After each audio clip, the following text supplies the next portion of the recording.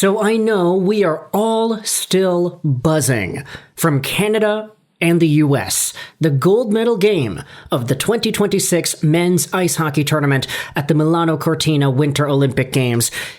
It has been a great time. But in this video, I wanted to instead focus on one of the runner-ups in the podium of this tournament in its entirety, a man who is walking away a hero, yet without any hardware at all. Ladies and gentlemen, today we are talking about Juraj Slafkovsky once again. We've been making videos about this guy the entire Olympics because not only has he finished the tournament off as one of the top point scorers in the entire tournament, but he has taken over his country in the best way possible. We're going to be diving into Juraj Slafkovsky and his heartbreaking interview today, plus some extra tidbits, news, information about Slafkovsky and the Slovak team towards the end of this Olympic break and these Olympic Games. So obviously, Juraj Slafkovsky, pretty notable story back from the 2022 Beijing Winter Olympic Games. He was the tournament MVP, scoring himself 7 goals in 7 games total. He had 0 assists, but he was the number 1 goal guy by quite a long shot. Slafkovsky's World Championship run, where he had 9 points in 8 games, along with his playoffs, where he was half a point a game in the Liga, and especially that Olympic stint, were part of the reasons why Slafkovsky was even taken first overall by Montreal. He was 17 when he did all that, by the way. So when Slafkovsky ended up going back over to the Olympics, this time in a full best-on-best tournament, spare the Russians, I guess, expectations were through the roof. And for the most part, Juraj Slafkovsky did live up to the hype. 8 points in 6 games played. He had himself a higher point per game number. Sure, he had fewer goals, but Slafkovsky was a total monster at generating opportunities, pushing play the right way for his team, and just being a skilled, tough-to-move, son-of-a-gun menace of a hockey player. What a stud Juraj Slafkovsky was. In fact, there were some interesting pieces of info and nice little moments that we had seen out of Juraj Slafkovsky even after Slovakia lost to Finland in the bronze medal game. Take a look at Kapanen and Slafkovsky in the handshake line. These guys, of course, are very beneficial hockey players for each other because Kapanen's presence on Slafkovsky's line allows him the goal-scoring opportunities, and Slafkovsky has totally become another animal at the NHL level ever since playing with Kapanen and Demidov. You also had yourselves this post made by Goon Lorius on the Habs subreddit, talking about how Juraj Slafkovsky is so popular in Slovakia right now that teachers have to ask students to do projects about other known people from his hometown. Take a look at this notification from EduPage and what they say in Slovak over here. This is an image of a notification circling from a school app used for grades. Here in Slovakia, it's circulating Slovak communities on social media right now.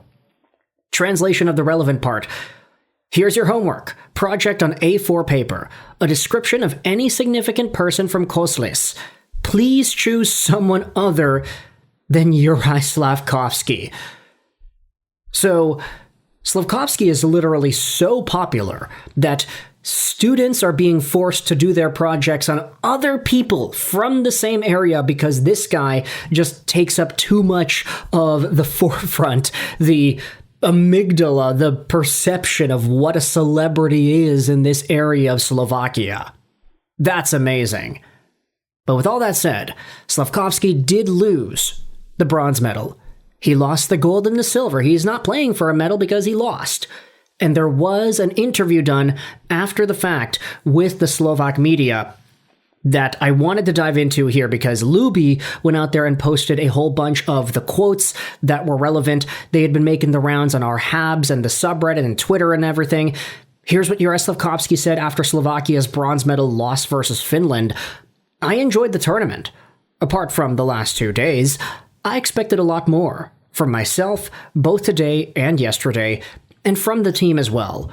We have to learn from this experience, and we'll see where we are in 4 years. Now, I love the way that Juraj Slafkovsky is already saying, yeah, we got to come back. 4 years later, we're going to run it back.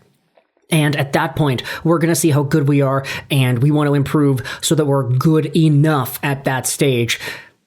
It's like, oh, well, we don't really know if NHL players are even going to be allowed to go to the Olympics in 2030, so if Slafkovsky's already planting the seeds, that's a good sign.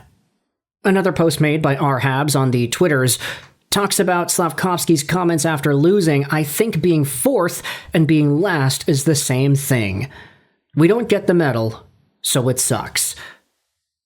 Finally, let's go out there onto Luby's Twitter and read the full transcription over here.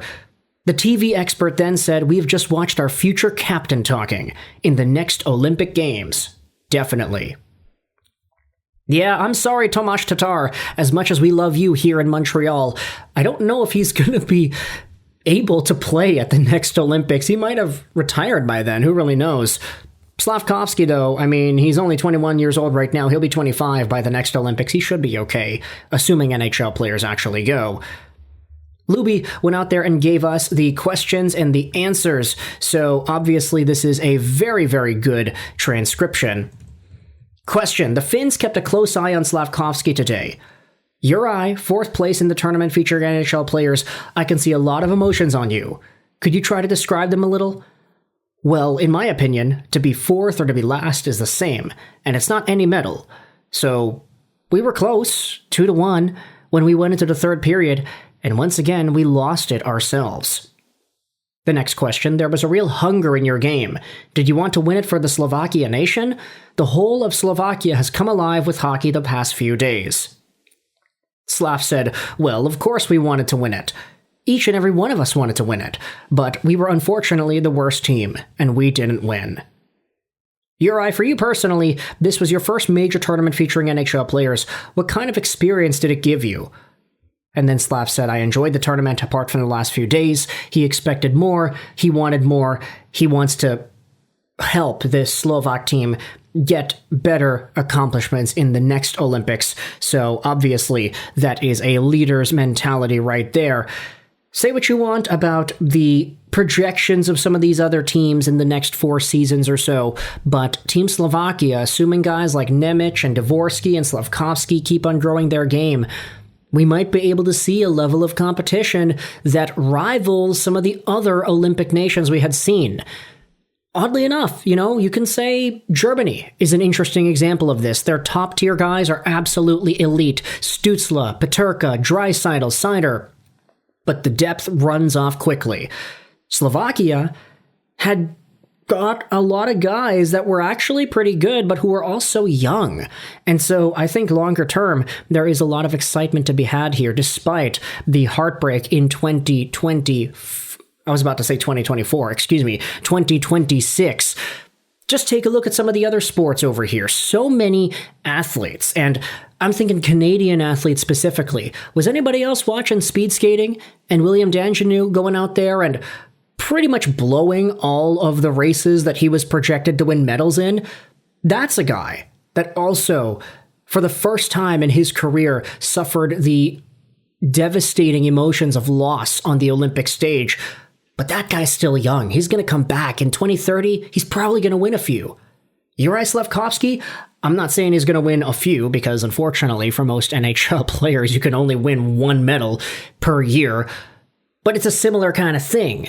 Growth and what this experience meant to Slovakia and for Slafkovsky. Even though he was a part of the Olympic team in 2022 when he won, he was the MVP, he was so good, but he was 17 playing against non-NHL competition. There's a lot more to learn here, and there's a lot more to be excited for. So with that in mind, let me know your thoughts in the comment section below. How do you feel about Juraj Slafkovsky and his heartbreaking comments after the gold, silver, and bronze medal loss?